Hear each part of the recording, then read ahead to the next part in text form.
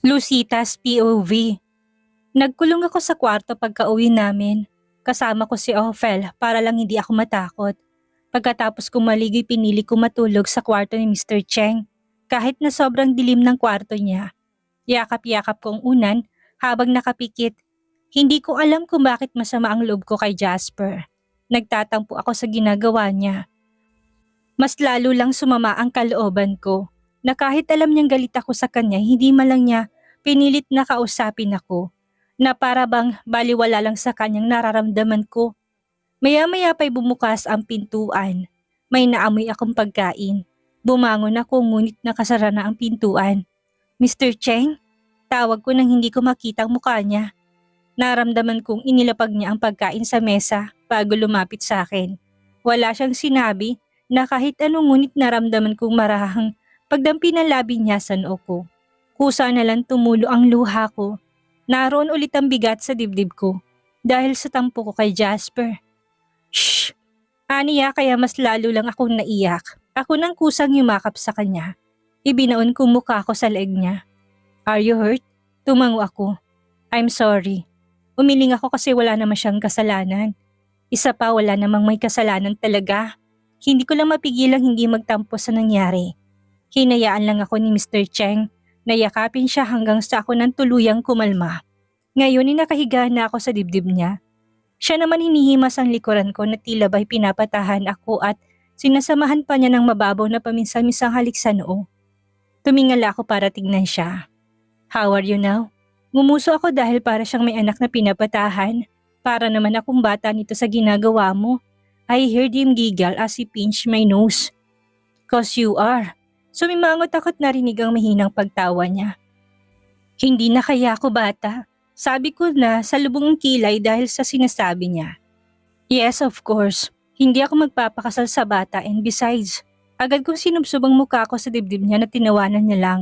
Nang maramdaman ko ang kamay niya, sa puwet ko na tila yun na ang paliwanag na hindi na nga ako bata. Mr. Cheng naman, uminit ang pisngi ko sa ginagawa niya. Agad niyang ibinalik sa itaas ang kamay niya at hinawakan ng magkabilang pisngi ko. Nasalubong ko mabibigat niya mga tingin sa akin. Naroon ulit ang lungkot at pangamba na hindi ko alam kung saan galing. I'm sorry if I can't date you outside. Aniya sa malungkot na boses. Hindi ako sumagot at tumitig lang din sa kanya.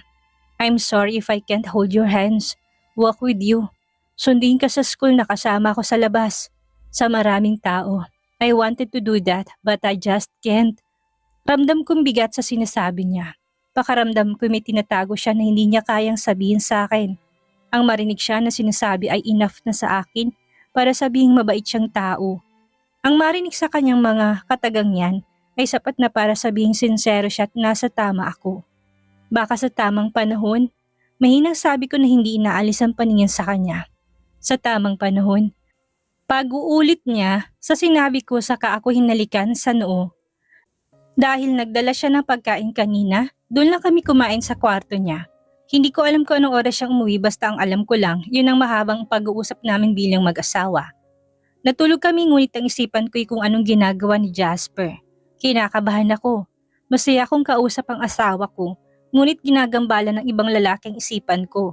Ayaw ko maging immoral. Paglabas ko ng kwarto, kinaumagahan ni nagtaka ako na hindi ko makita si Jasper.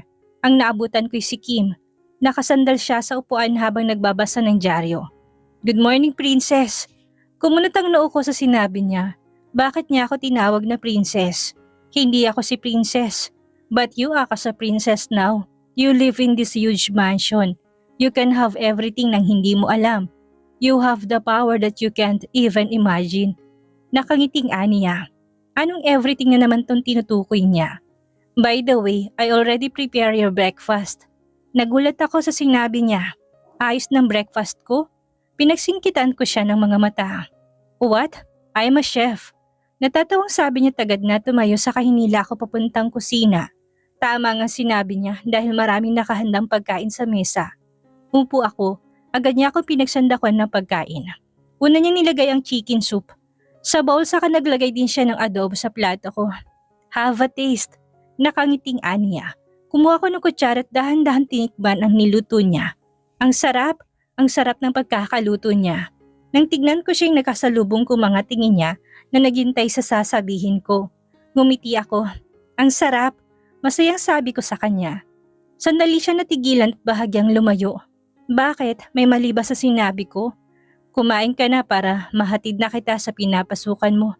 Nauutal na ani at hindi makatingin sa akin ng maayos. Ngunit mas nagulat ako sa sinabi niyang siya maghahatid sa akin. Bakit? Nasaan si Jasper? Si Jasper? Hindi ko napigilang hindi magtanong. Galit ba siya? Magre-resign na? Bakit wala siya dito? Ano, may ginawa siyang importante kaya ako maghahatid sa yung yun. Ganun ba? Pinagsingkitan ako ni Kim ng mga mata at pinagkrus ang kamay sa harapan. Why do you look sad and disappointed? Sad? Sinong sad? Ako ba? Anong sinasabi mo dyan? Tumawa ako ngunit halatang pilit. Pinagtaasan niya ako ng kilay. Nag-iwas na lang ako ng tingin at hindi na lang siya pinansin. Mabutit hindi na ako inusisa ni Kim kasi ayaw ko rin magsalita at pakaramdam ko ay nagsisinungaling lang ako. Hindi lang sa kanya ako hindi pati na rin sa sarili ko. Hinatid niya ako sa school. Pagkababa ko'y naraw na si Edward at tila ay hinihintay ako. Nang makita niya ako, ay agad siyang lumapit sa amin ni Kim. Nakangiti pa siya tila ay tuwang-tuwa na makita ako. Hinintay talaga kita. Sabay na tayo, ani at kaagad na hinawakan ng kamay ko. Wait, matigas na pagkakasabi ni Kim na kunot ang noo. Agad niyang kinuha ang kamay ko mula sa pagkakahawak ni Ed. Huwag kang lumagpas pare, mapapatay ako ni Bossing. Natatawang sabi niya na ikinataka ko. Who the hell are you? Masungit na tanong niya ng balingan niya si Edward. Kim, he's Edward, kaibigan ko. Sabi ko nang bumaling sa akin si Kim ay tumaas na naman ang kilay nito at nakapamewang na sinalubong ang mga mata ko. No wonder he left early, ha? Anong tinutukoy niya? Anong ibig mo sabihin? Ngumisi siya at natawa. That possessive jerk. Sabi nito tuluyang humalakak na para bang may na-realize. Hawak pa nitong tiyan niya na para bang kinikiliti. Anong nangyayari? Nagugulahan kong tanong sa kanya. Wala. Sige na, pumasok na kayo. Sabi nito't bahagya pa akong itinulak papasok ng campus. Pare, good luck. Sigaw niya kay Edward saka itong inisihan. Weird. Magpapaalam na sana ako kay Edward nang unahan niya ako sa pagpasok. Agad ko siyang hinabol. Saan ka pupunta? Naguguluhan kong tanong sa kanya. Bakit siya papasok sa loob? Nagpalipat ako ng sked para sabay na tayo. Binagsak mo din ba ang understanding na self mo at may subject ka nito? Natatawa kong tanong sa kanya na ikinisimangot niya. Naupo kami sa hulihan. Sino yung kasama mo kanina? Nagtatakang tanong niya. Si Kim ang tinutukoy niya. Kaibigan siya ng asawa ko, sagot ko. Pasensya ka na sa asal niya kanina. Mabait naman yon, may pagkaloko-loko nga lang minsan. Sabi ko't ngumiti. Wala pang instructor namin kaya nagkwentuhan kami ni Ed tungkol sa mga bagay-bagay. May sariling mundo rin naman ang mga ibang estudyante sa loob kaya kami lang ni Edward ang nagkakaintindihan. So galing ka pala sa mayamang pamilya. Sa bagay, halata naman sa itsura mo. Uy, hindi Aniya. Sakto lang, siguro pero hindi kami mayaman. Ang humble naman. Tumango na lang ako kahit na halatang mayaman sila. Bakit pakaramdam ko ay hindi ka naniniwalang hindi kami mayaman? Kasi halata namang nagsisinungaling ka lang, sabi ko. Tumawa siya at kagad na piningot ang ilong ko. Aray, ang sakit naman, reklamo ko sa kanya. My birthday is next week. I'll invite you na pumunta ng birthday ko. Dapat pumunta ka. Next week? Hindi ko alam kung makakapunta ako Hindi yata ako papayagan ni Mr. Cheng. You can bring your husband with you. Nakagat kong pang ibabang labi ko. Ano kasi Ed, mukhang hindi yata kami makakapunta. Sabi ko, hindi ko alam kung paano ko may papaliwanag sa kanya ang lahat na hindi ko pwedeng makitang ang asawa ko. Kaya hindi kami makakalabas na magkasama. Sige na please, payag ka na. Ahem! Bigla kami napatingin sa harapan ng biglang may tumikim.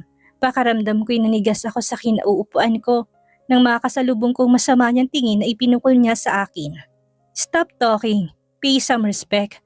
Matigas na sabi niya. Napaawang ang labi ko na makita siya. Anong ginagawa niya dito? Narinig kong tilian ng mga estudyanteng nandito. Tila'y kilig na kilig sila habang nakatingin sa lalaking nasa harapan. Gusto kong ibukang bibig ko para magsalita. Ngunit wala akong makapangsalita dahil sa gulat habang nakatingin sa kanya. Good morning everyone. I'm Jasper Belmoso, your instructor for this course, 30 years old and a part-timer in this field. So dito ako gumraduate sa school na to. I've been in different work but I won't tell you that it is for confidentiality. He paused at kumiti sa lahat kaya nagtilian ng mga babaeng estudyante dito. Kahit na sobrang ikli ng pagpapakilala niya, inspired ang mga kababaihan na makinig dahil hindi maikakailang gwapo to. Dito pala siya gumraduate. However, I wanted to experience teaching, that is why I'm here. The chairman of this school is the father of my friend, Valentina. That is why nakapasok ako dito. So hope we can get along till the end of the sem. Nagtilian mo niya ang mga estudyante. Biglang sumama ang timpla ng mukha ko nang marinig ang pangalan na Valentina. Hindi ko alam kung bakit pero ayaw ko sa kanya. Sumulyap sa akin at biglang nawalang emosyon niya sa kanyang mga mata. Hindi ako makapaniwalang nandito siya. Ang dami niyang trabaho. Guro at bodyguard ko pa. Ngunit hindi ko maintindihan kung bakit ang sama ng tingin niya. Before we start, I've read all your information in the office. And I found out na may kaklase kayo na may medical records tungkol sa kanyang mga mata. Kumunot ang noo ko. Sino? Nakita kong kinausap niya yung babae sa harapan. May sinasabi siya dito, tumango-tango naman ang babae sa kanya. Agad tumayo ang babae na tila namumulap at lumapit sa gawi ko. Miss Lucita has glaucoma, a group of eyes disease that can cause vision loss and blindness by damaging a nerve in the back of the eye. Napakurap-kurap ako sa sinabi niya. Sino may glaucoma? Ako? So Miss Lucita, I know you hard for you na nasa hulihan. Can you switch to Miss Jimenez? Para naman hindi ka mahirapan. Baka malabo ng paningin mo, hindi kaya biglang sumakit ang mata mo. Natitigilan ako sa sinasabi niya ngayon. Narinig ko rin ang mga kaklase kong nagsinghapan kanina. Naroon ang awa sa mga mata nila. Nang tignan ko si Jasper ay naroon ang seryoso niyang tingin. Hindi siya nagbibiro na tipong dapat isundin ko siya sa gusto niyang mangyari. Lutang ako napatayo na para bang nahihipnotismo ako sa paraan ng pagtitig niya. Kinuha kong bag ko at dahan-dahang pumunta sa harapan. Nang makadaan ako sa kanya, tumigil ako sandali nang marinig ang sinabi niya. Good girl. Bulong nito, so sinadya nga niya tong gawin para malayo ako kay Edward. Hindi ako makapaniwalang umabot siya sa ganun para lang malayo ako sa ibang lalaki. UTS ang subject namin ngayon. Wala akong masabi sa paraan ng pagtuturo ni Jasper. Magaling siyang magsalita, yung tipong hindi ka antokin. Naintindihan din namin ang tinuturo niya. So what do you think? Is it immoral or unethical? Kapag ang isang guro pumatol sa isang estudyante niya na may asawa na, maraming nagtaas ng kamay. Maraming gustong sumagot ngunit bigla kong kinabahan nang makasalubong ko mga mata ni Jasper. Sa akin siya nakatingin. Nag-iwas ako ng tingin sa kanya. May tinawag siyang estudyante sa likuran ngunit hindi ko na naintindihan ang sarili ko ngayon. Understanding the self, matutulungan niya ba akong maintindihan ang sarili ko? O mas lalo lang niyang guguluhin? May nagsasabing na immoral, may nagsasabi rin na unethical. Lahat ng claims nila ay may punto, ngunit matatawag pa rin bang immoral? O unethical yun kung ang dalawang taong nagkasali totoong nagmamahalan? Malalim na aniya. Who loves who? Why do I feel like kami yun? Natigilan ng mga estudyante. How about you, Miss Lucita? What is your answer? Natahimik ang lahat. Nanginginig ang binti ko sa kaba, ngunit tumayo pa rin ako. Tumayo ako at nilakasan ang loob na salubungin ng mga titig niyang tila ay nalulunod ako. Matagal kami nagkatitigan. Ganito si Jasper dati, kahit nung inakala kong pipi siya. Ganito niya ako tignan. Yung tipong puno ng pagkamangha, pangungulila at pagmamahal. Wala lang naman ito dati pero bakit ngayon napupuna ko na? Ayaw kong isipin na sa simula pa lang ay ganito nang nararamdaman niya para sa akin. It's unethical for a teacher dahil may nilabag siya sa code of ethics nila bilang guro. Unethical din sa estudyante na may asawa dahil adultery ang tawag sa ginawa niya sa batas. Sa mata ng lahat ng tao at pati na ang Diyos. And it's immoral for the people who witness and affected by their actions. Sagot ko na hindi inaalis ang paningin sa kanya. Sumilay ang ngisi sa labi niya. Lumakas ang tibok ng puso ko. Halos mabingi ako sa sobrang lakas nito. Is it immoral para sa dalawang tao na yon? Natigilan ako. Nangangapa ako ng tamang sagot. Walang mali sa pagmamahalan, sabi yun ng inay. Ngunit sa sitwasyon ng dalawa, hindi ko alam. May nalabag sila dahil mahal nilang isa't isa. Yes. Nawalang ngisi sa mapupulang labi niya. You think so? Seryosong tanong nito, nakagat kong pang ibabang labi ko at nag-iwas ng tingin. Hindi ko alam. Hindi ko alam, Jasper. Hindi ko alam kung bakit nababahala ako nang hindi mo ko pansinin.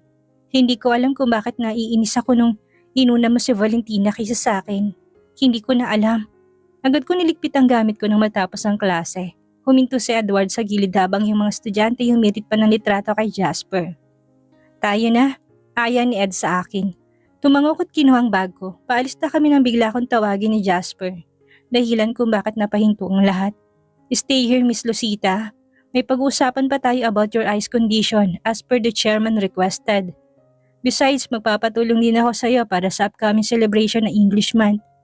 Nang marinig yon galing sa kanya, ay dahan-dahan na umalis sa mga estudyante. Gusto kong tumanggi pero naintindihan ako ng mga titig niya. Tumingin ako kay Edward na seryoso naman nakatingin sa akin. Hindi ko mabasang iniisip niya. Magkita na lang tayo bukas, Ed. Sabi ko dahil ito lang naman ang subject ko ngayong araw. Tumango siya at nagbuntong hininga saka ginulong buhok ko. See you tomorrow. Ani nito tuluyan ng lumabas. Nang wala ng mga estudyante sa paningin ko ay saka lang ako bumaling kay Jasper. Ngunit nabigla ko na makitang tila ay madilim ang paningin niya habang nakatingin sa nilabasan ni Edward. He touched you. May din sa pagkakabigkas nito, napatras ako sa kaba, ngunit hindi ko alam kung bakit naroon ang pananabik sa kaisipang kaming dalawa lang dito ngayon. Kaibigan ko lang si Edward, may hinahon sabi ko. Dahan-dahan siya umabante. Hindi ako umatras o kumarap. How about me? Am I a friend to you? Malamis na aniya. Naroon ang pag-iingat habang puno ng mga emosyon ang nasamang mata. Napalunok ako nang wala sa oras. Heto na naman ako, kinabahan bigla. Hindi kita kaibigan, nautal na sagot ko. Mas lalo niya idiniin ang sarili niya sa akin. Bodyguard kita, tauhan ka ng asawa ko. Ano bang ginagawa ko dito? I should leave. Hindi tama na kaming dalawa lang nandirito. Pagak akong natawa at tinitigan siya sa mga mata. Huwag mo nang guluhin ang isipan ko, Jasper. Nalilito na kasi ako. Halos makiusap na ako sa kanya, ngunit mukhang wala siyang balak na tantanan ako. Lumaylay ang balikat niya at hulog na hulog ang mga mata habang nakatingin sa akin. Hinawakan niya ang dalawang pisngi ko. Agad kong tinanggal ito at lumayo sa kanya ng konti. Tumigil ka na. Naroon ang pagbabanta sa boses ko, pinandilatan ko pa siya ng mata nang makitang umabante ito papalapit sa akin. Bakit ka ba natatakot sa akin?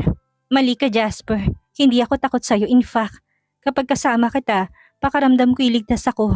Pakaramdam ko'y walang mangyayari sa akin masama. Napapanatag ang kalooban ko gaya kung paano ako nagpapakalma ng asawa ko. Hindi ako sumagot sa kanya, nag-iwas lang ako ng tingin. Akala ko'y titigilan na niya ako ngunit nagulat ako nang bigla niya akong hawakan sa kamay at higitin papalapit sa kanya. Naramdaman ko pagdampi ng labi niya sa labi ko. Nalalaki ang mga mata ko. Hindi dahil sa ginawa niya kundi dahil iba agad ang pumasok sa isipan ko. Hindi ako nakagalaw, kaya mas lalo niyang pinailalim ang halik. Napaatras ako habang siya'y sumasabay sa umaabante sa bawat hakbang ko na paurong. Napasandal ako sa dingding. Hawak niya ang ulo ko pero hindi ako makalayo sa kanya. Hindi ko siya magawang itulak. Hindi ko siya magawang pigilan dahil ang katawan ko na mismong tumutugon sa halik niya.